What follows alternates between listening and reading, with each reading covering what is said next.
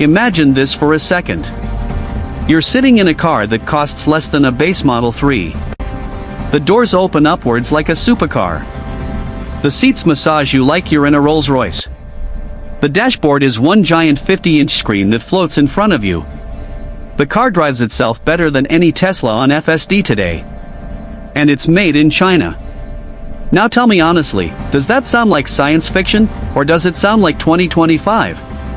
Because I just described the Yangwang U8, and it's already on sale. Welcome to the video nobody in Detroit or Munich wants you to watch. Chinese cars are not just catching up. They are not even running in the same race anymore. They are 100 years ahead of Tesla, BMW, and Mercedes. And today I'm going to prove it to you, step by step. Then, in the second half, we're going to talk about the rumors, the doubts, the whispers that maybe this is all smoke and mirrors. Because nothing this crazy can be completely true, right? Let's start with the obvious one, price. A fully loaded BYD Seal costs $25,000 in China. It has 530 horsepower. It goes 0 to 60 in 3.8 seconds. It has a heat pump battery that charges from 30 to 80% in 15 minutes. The equivalent Tesla Model 3 performance costs double that in China, and it still loses in a drag race. Same story with the Zeekr 001. $40,000 for a shooting brake that beats a Porsche Taycan turbo in acceleration and has a 140 kilowatt-hour battery. Range? Over 620 miles on the Chinese cycle. Tesla's best is still stuck under 400 miles real-world. BMW 9? Half the range, twice the price. Mercedes EQS? Looks like a melted bar of soap and costs $150,000. Next, design. Western brands are still playing it safe. Curved screens. Minimal buttons. Boring grays. Chinese brands said hold my bubble tea. XPeng G9 has a screen for the passenger that can fold away. Li Auto L9 has a fridge that keeps drinks ice cold between the second row seats. Neo ET7 has a little robot called Nomi on the dash that talks to you, turns its head, and even gets jealous if you ignore it. Yangwang U9 supercar has hydraulic suspension that lets the car jump and dance on stage. Tesla still ships cars with turn signal stalks missing. BMW's iDrive 9 looks like a 2015 Android tablet. Mercedes Hyperscreen is just 3 screens glued together with a fingerprint magnet. China said we're not building appliances, we're building spaceships. Now let's talk software. This is where the 100 years ahead actually feels real. Every big Chinese EV brand updates its cars over the air every single month. Sometimes every 2 weeks. New games. New driving modes. New karaoke songs. New highway self-driving features. Tesla used to be the king of OTA. Now Tesla owners wait 6 months for a holiday update that adds fart mode in different languages. Meanwhile, XPeng owners woke up one morning and their car could park itself from outside using your phone. No one in the car. Just watch it find a spot and park. NIO owners got level 3 autonomous driving on highways that works in rain. Tesla still calls FSD beta after 10 years. Xiaomi SU7 owners got an update that lets the car recognize hand gestures to open the trunk. Wave your hand, trunk opens. No kicking required. Huawei Aito M9 has 4 LiDARs, 12 cameras, and drives itself in downtown Shanghai traffic better than any Waymo I've seen in San Francisco. And it costs $70,000. Waymo rides cost $100,000 per car just in sensors. Who's actually ahead? Interior quality. Go sit in a Zeekr 009 minivan. Real wood. Real metal. Nappa leather everywhere. Massaging seats that remember your body shape. Second row seats that turn into beds with footrests that pop out like first class on Emirates. Price? $80,000. A Mercedes S-Class Maybach costs triple that and still has plastic buttons. The new IML6 has a zero-gravity seat that floats on magnets. I'm not kidding. Actual magnets. Your butt levitates. Tell me BMW has anything close. Now batteries. This is the knockout punch. CATL, BYD, and CLB are shipping LFP and semi-solid state batteries with 10-minute charging in 1,000 kilometers range. The new Zeekr 007 charges 500 kilometers in 10 minutes. 500 kilometers, 10 minutes. Tesla superchargers still give you 200 miles in 15 minutes on a good day. BYD's new blade batteries have been stabbed, crushed, and set on fire without exploding. Tesla still uses 18,650 and 2,170 cells wrapped in nickel and cobalt. China has 70% of the world's battery production. They're not waiting for the next breakthrough. They already have it. And they're putting it in $20,000 cars. Now self-driving. Everyone says Chinese companies are behind on autonomy. Really? XPeng has City in a way that works nationwide in China. No geo-fence. Huawei ADS 3.0 is already level 3 certified. Mom can take a nap on the highway.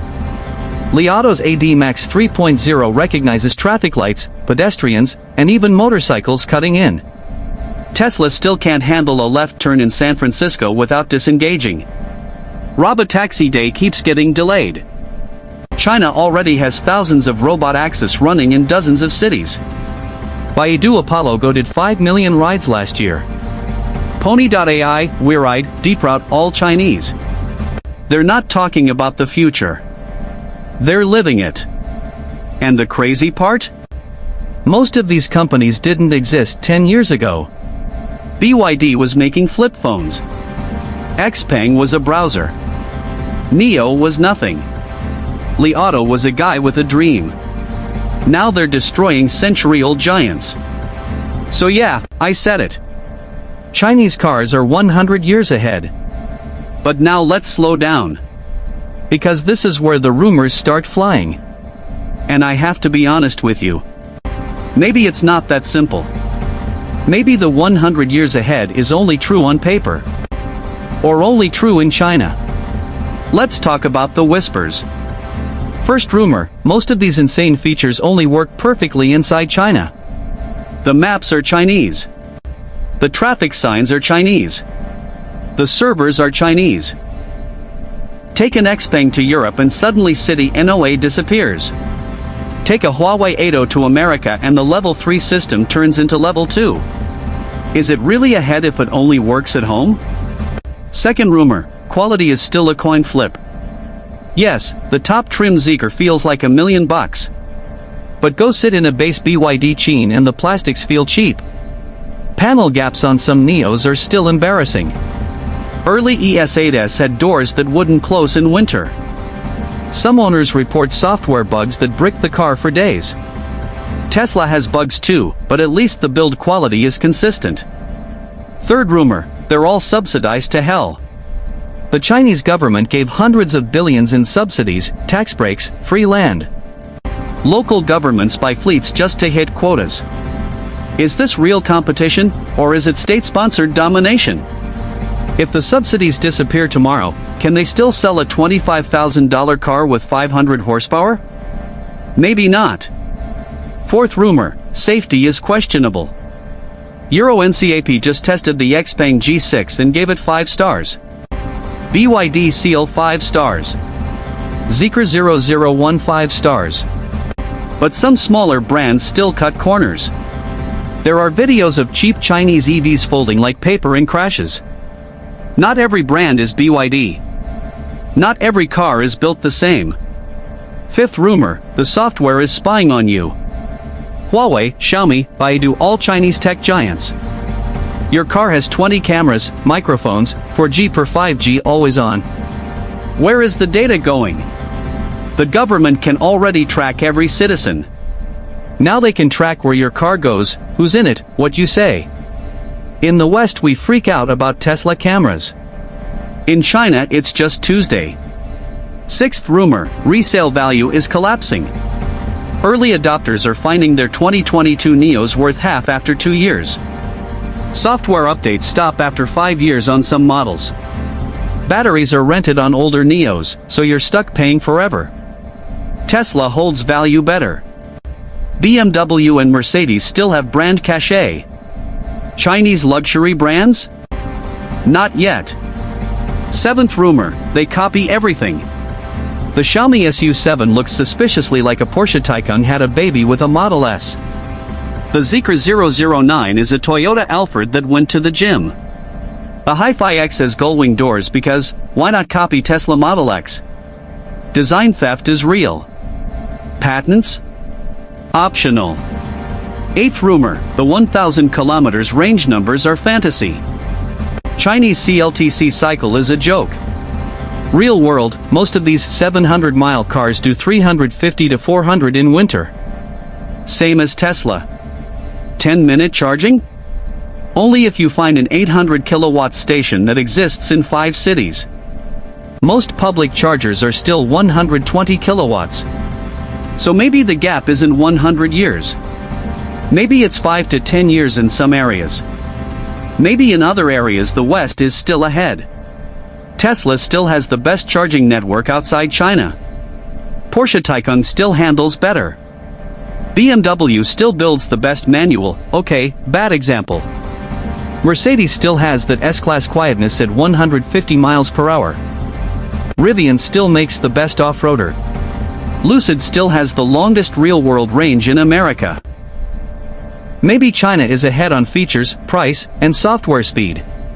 But maybe not on reliability, global support, or brand trust. Maybe the 100 years is marketing hype. Or maybe it's not. Because here's the scariest rumor of all. The one nobody wants to say out loud. What if they actually are 100 years ahead, and we just haven't realized it yet? What if in 5 years every Western brand is bankrupt or bought by a Chinese company? What if Tesla becomes the new Nokia? What if the future isn't made in California or Stuttgart? What if it's made in Hangzhou, Shanghai, and Shenzhen? And we're all driving cars with red flags on the license plate, whether we like it or not. So where does that leave us? Are Chinese cars 100 years ahead? In some ways, undeniably yes. In price, features, software, batteries, and raw ambition, they are smoking everyone. In other ways, global trust, long-term reliability, and freedom from government control, maybe not. Maybe the truth is in the middle. Or maybe the gap is widening every single day. One thing I know for sure. 5 years ago nobody took them seriously. Today, BMW's CEO said Chinese brands are the biggest threat the company has ever faced. Mercedes is partnering with Geely. Tesla is slashing prices and still losing share in China. The old kings are scared. And when the kings are scared, you know something massive is happening. So tell me in the comments. After everything I just showed you, do you still think Chinese cars are cheap junk? Or are you starting to believe they might actually be from the future? Drop your thoughts below. Like the video if this blew your mind. Subscribe because next week we're diving into something even crazier. And if you're in China right now, tell me which car I should test next. I'm ready to be proven wrong. Or proven very, very right. See you in the next one.